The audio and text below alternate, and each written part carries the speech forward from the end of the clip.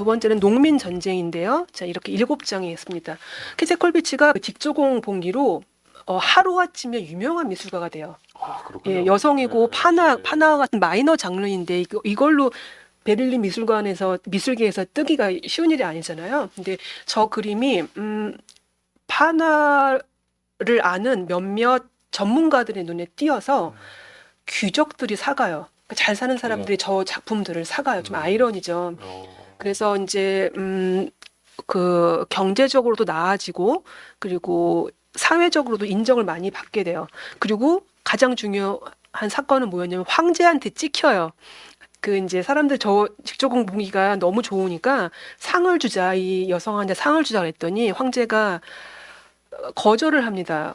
여성에게 어떻게 금메달을 주냐, 여성에게 어떻게 상을 주냐 이러면서 안 된다고 반대를 해요. 그 바람에 이 키테콜피치가 더 유명해진 거예요. 아, 그렇군요. 네, 그 스캔들 때문에. 그래서 그런 명성에 기반해서 두 번째 작품을 이제 만듭니다. 아, 이것도 정말 어마어마하네요. 이것도 어마어마하죠. 이번엔 7장이고요.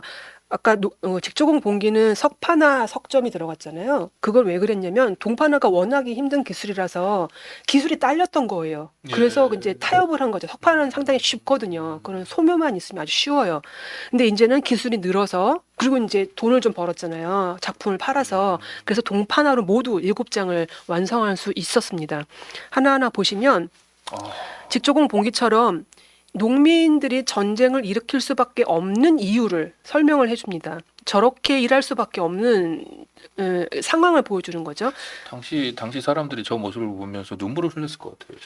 네, 저 농민 전쟁은 그 16세기 초반, 그러니까 1510년대에 그 빌헬름 찜머만이라고 하는 역사가가 우리 루터가 이제 그러니까 프로테스탄트 교를 만들고 종교개혁을 일으키잖아요. 그 직후에 농민들이 일으킨 전쟁에 관해서 책을 쓴 게 있어요. 그러니까 이 농민 전쟁은 16세기에 일으킨 전쟁이고 독일에서 역사상 처음으로 단일 계급이 일으킨 봉기예요. 농민이라고 하는 단일 계급들이 자신들의 열악한 처우를 개선하기 위해서 일으킨 운동입니다. 예, 한참 전 과거 일이라. 예, 훨씬 과거 일이죠. 하지만 오늘날에도 일어나는 일이죠, 사실. 예. 직조공 봉기는 18세기, 그러니까 19세기 중반이었지만 계속 반복되는 일이죠. 그래서 이 농민들이 하는 노동이 선생님께서 방금 탄식을 하셨지만 얼마나 힘든 노동인지를 너무나 조형적으로 적합하게 해낸 걸 볼 수가 있어요. 그러니까 이번에는 저 지평선이 중간쯤 깔려 있죠. 그리고 남성 2명이 거의 짐승처럼 스스로 소나 말이 된 것처럼 거의 이 밑에도 사람이 예, 있네요. 둘이. 제가 조사한 바로는 아버지와 아들로 알고 있어요. 물론 그림에서는 알 수가 없죠. 예, 두 사람입니다. 두 사람이 이제 밭을 갈고 있는 이제 장면이고요. 저렇게 힘든 노동을 하고 그리고 여성을 빼놓지 않아요. 당시에 그 16세기에 그 지주들이 했던 그 폭력을 그린 장면인데 그 농노로 삼은 그 농노 가족의 그 젊은 여성에게 폭행을 가한 그런 장면입니다. 거의 알아볼 수가 없죠. 근데 여성이 이제 성폭행을 당한 후에 이제 그 사건을 보여주진 않아요. 그 사건을 보여주진 않고 그 사후를 보여주고 그리고 저 여성이 당한 피해를 다 보여주지 않죠. 그러면 저도 보여주지 않았을 거예요, 이 자리에서. 그건 보기 너무나 힘든 장면인데 그러니까 영화라면 아마 캐테콜피치가 영화를 만들었다면 이 여성은 지주에게 성폭행을 당했다라는 자막만으로 아마 처리를 했을 거예요.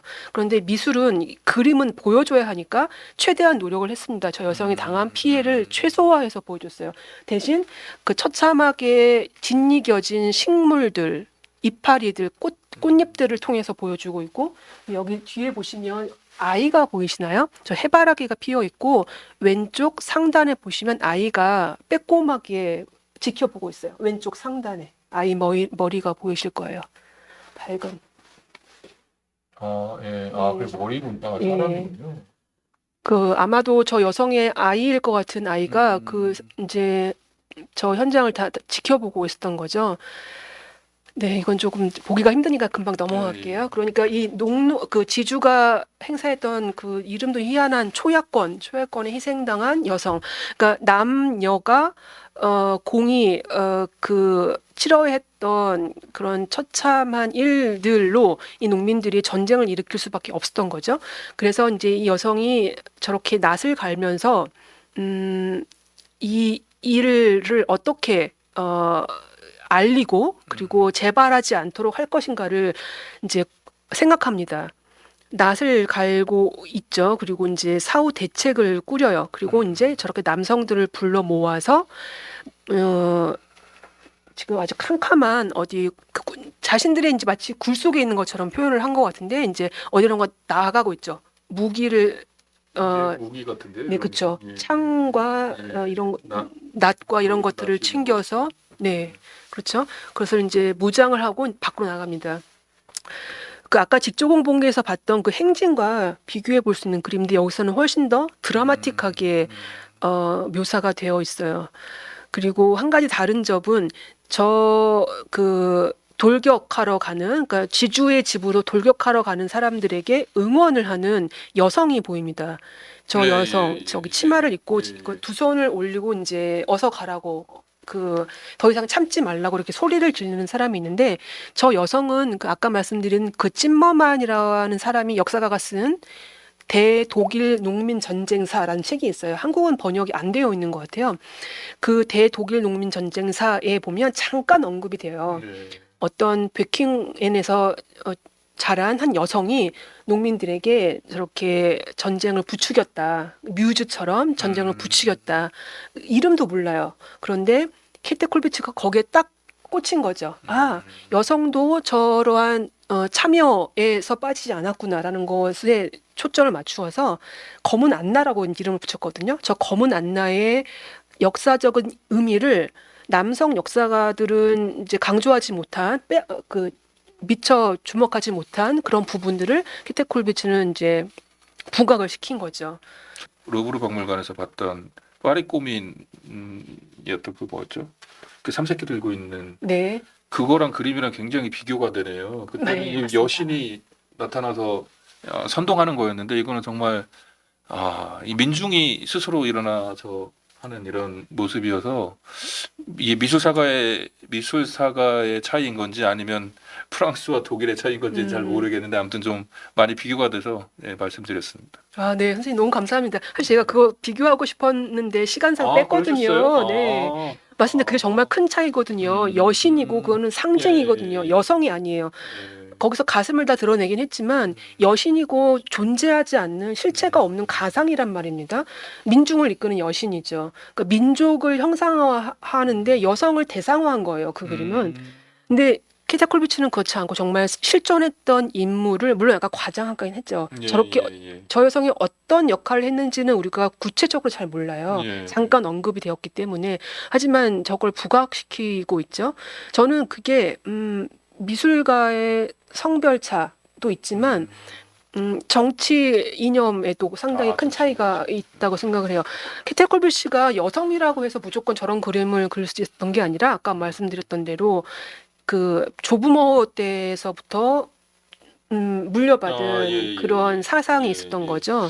네. 약간 좀 표현주의 느낌이 나는 것 같아요, 저는. 이 케테 콜비치는 사실주의에서의 표현주의로 넘어가거든요. 1920년대 목판화를 하면서, 그러니까 표현주의 전 단계라고 보셔도 괜찮을 것 같습니다. 굉장히 과장되어 있죠. 사람들의 행동이라던가 저런 표정이라던가 특히 저 앞에 달려가는 거의 날아가는 것처럼 보이는 저 젊은 청년 혹은 소년의 얼굴 표정을 보시면 상당히 과장되어 있고 있는 걸 볼 수가 있습니다.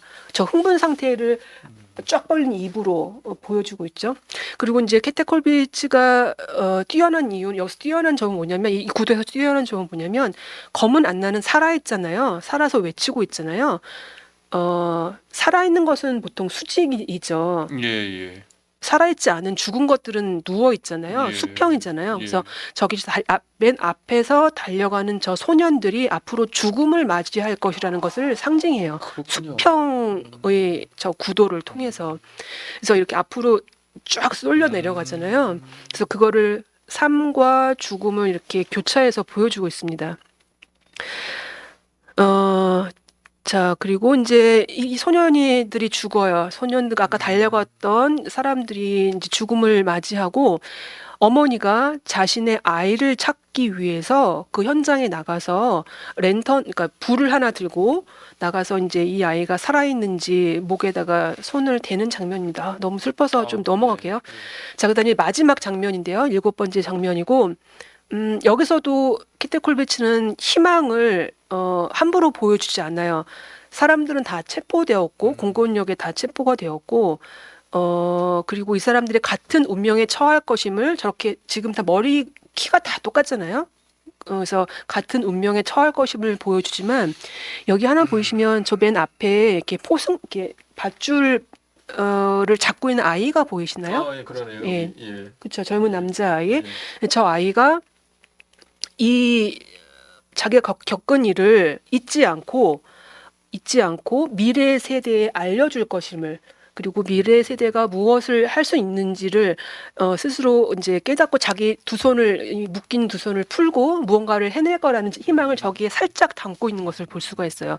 그러니까 함부로 희망 찬 이 미래를 약속하지는 않지만 아직 미래가 아직 있다는 것, 무언가를 할 수 있다는 것을 이제 저 정도로만 이제 암시를 하고 있습니다. 자, 여기까지가 농민 전쟁이었고요. 이 농민 전쟁을 이제 준비하다가 아까 우리가 학살의 현장이라는 그 그림을 봤잖아요. 그 그림을 준비하다가 콜비츠가 이 그림을 그려요. 그러니까 그 학살의 현장을 그리기 위해서 소면을 수십 장을 하거든요. 네. 그러다가 저 그림이 나온 거예요, 갑자기. 네. 이 그림은 설명이 필요 없죠. 네, 설명이 필요 없고 이 그림도 많이 쓰여요. 그 전쟁은 이제 그만처럼 제가 세월호 때 이 그림을 봤었고요.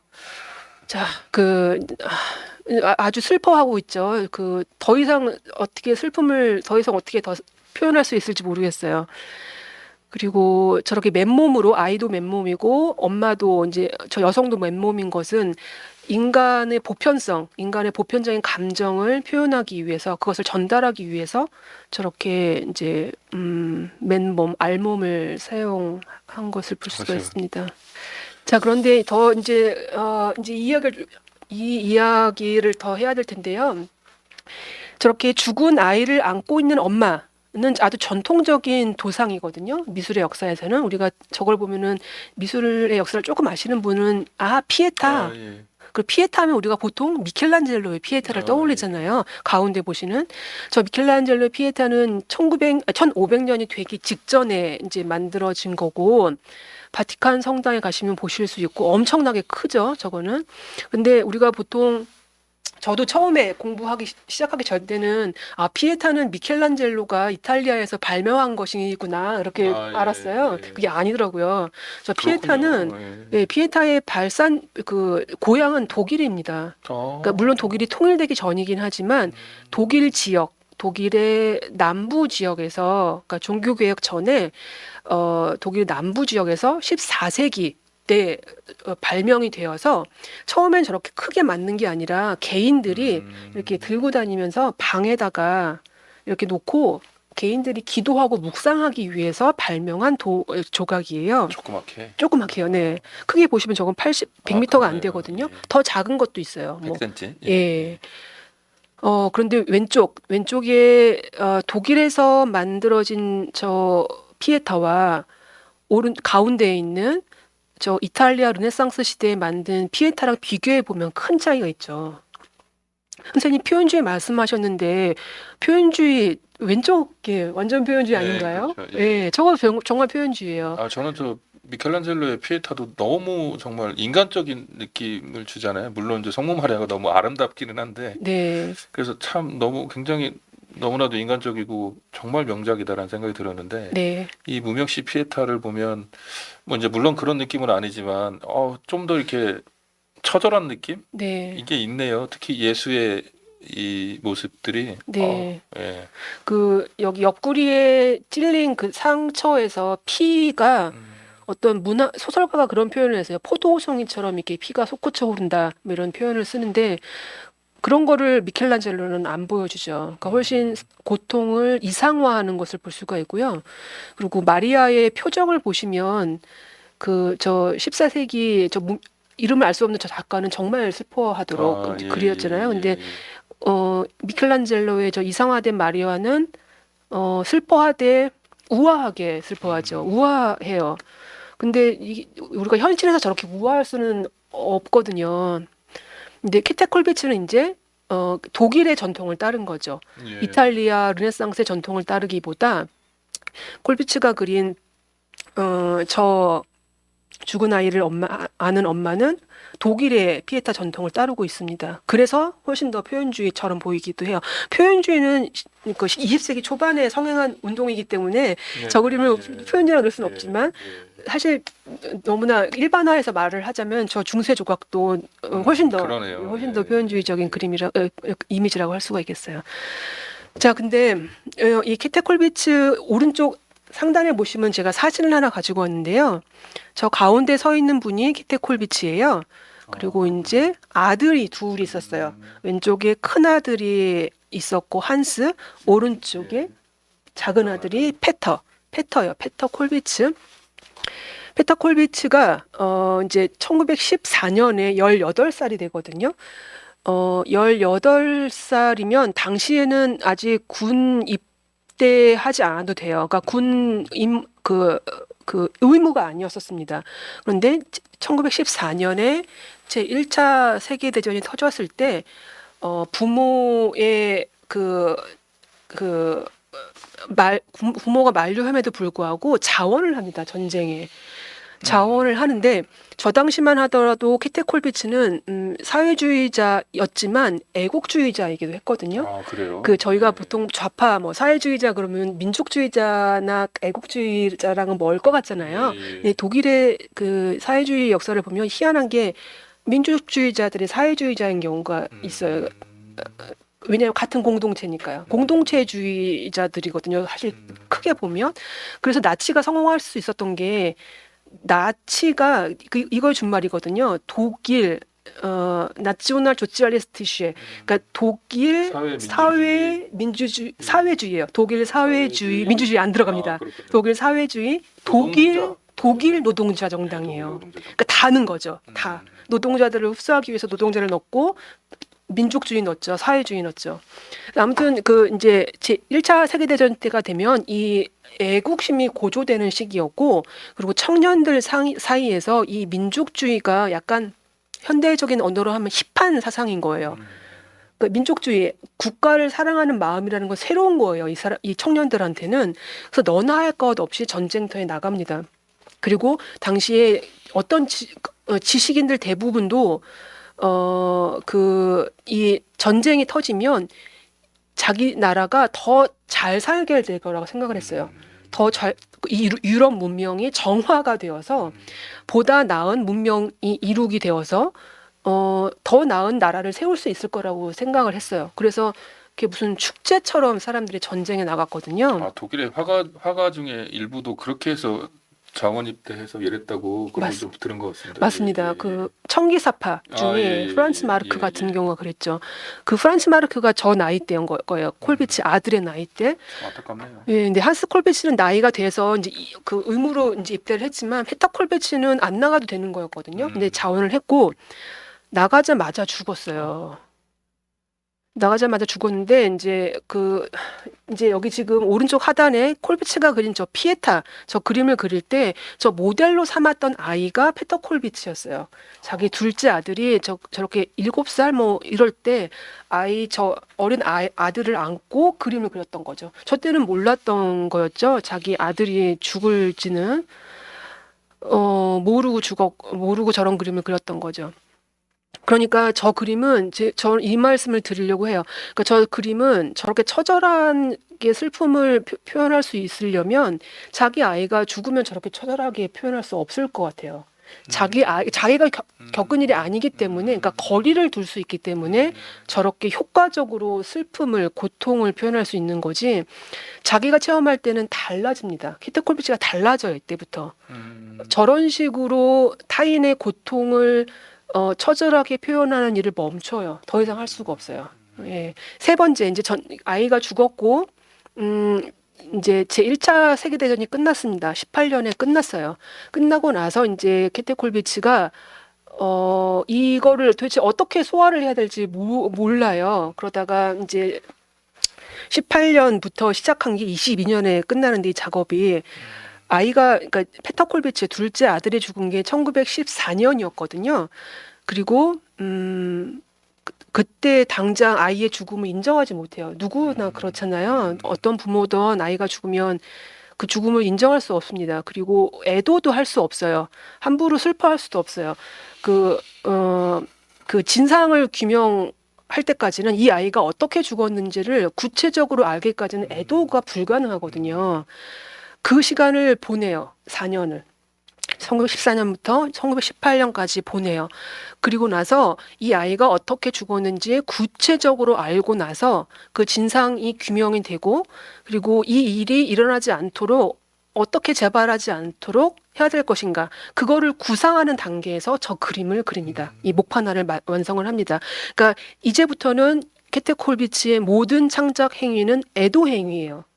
애도 행위는 진상 규명과 함께 재발 방지책을 마련하는 데 초점을 맞추고 어떻게 하면 재발하지 않게 할 것인지를 그림에 담기 시작합니다. 이제 그게 이 그림에 담겨져 있어요. 그래서 이제 매체도 바꾸죠. 석판화와 동판화 같은 경우는 소장용이에요, 사실. 그래서 뭐 귀족이던, 그러니까 굉장히 비싸게 팔리고 애호가층이 두텁습니다.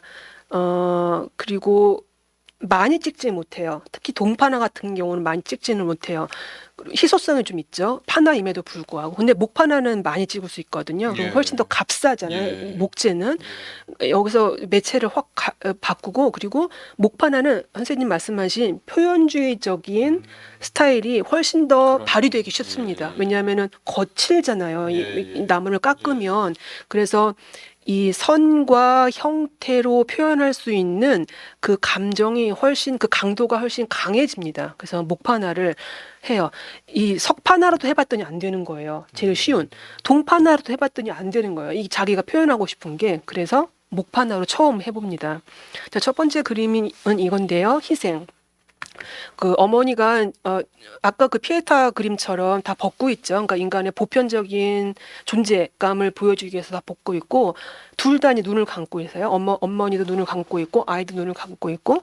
그래서 엄마가 마치 갓난 아이를 어디에다가 받치는 것 같은 포즈로 저 위에 뭐가 있는지는 몰라요. 근데 어떤 무언가 숭고하고 고상하고 대의 명분 뭐 이런 것에 바치고 있어요.